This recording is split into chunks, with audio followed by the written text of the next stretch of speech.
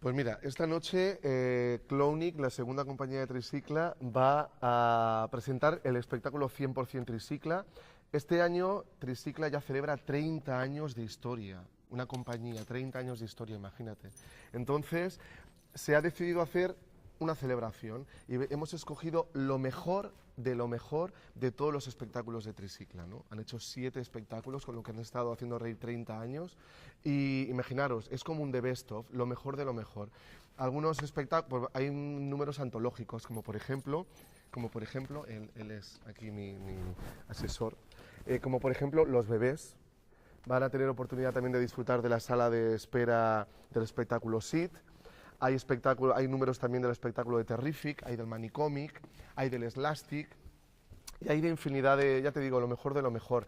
Si la gente quiere venir a reírse cada 10 segundos, que es nuestro eslogan, una risa cada 10 segundos, que venga esta noche a las 9:30 aquí al Teatro Lope de Ayala, les esperamos, encantadísimos. A ver si puedes repetir otra vez, Antonio, un poco en qué radica la clave del éxito de Tricicle. ¿Te lo repito de nuevo porque no ha quedado claro? No, O... no, porque... ¿Él va haciendo acting? Claro, claro. Ok, Porque perfecto. antes, al principio...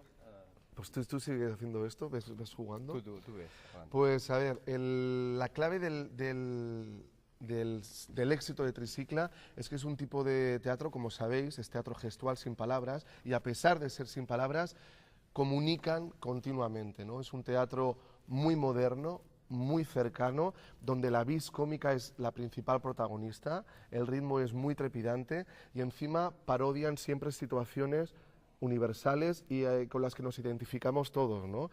Una sala de espera loca, surrealista, un cine también lleno de sorpresas y lo que estaba diciendo es que imaginaros si es universal que incluso tanto en Shanghái como en Santiago de Chile, como en Finlandia, como hoy en Badajoz, la gente se ríe de la misma manera.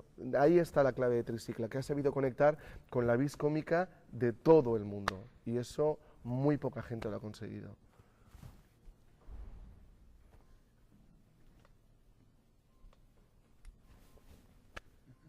Hasta la noche. Muy bien.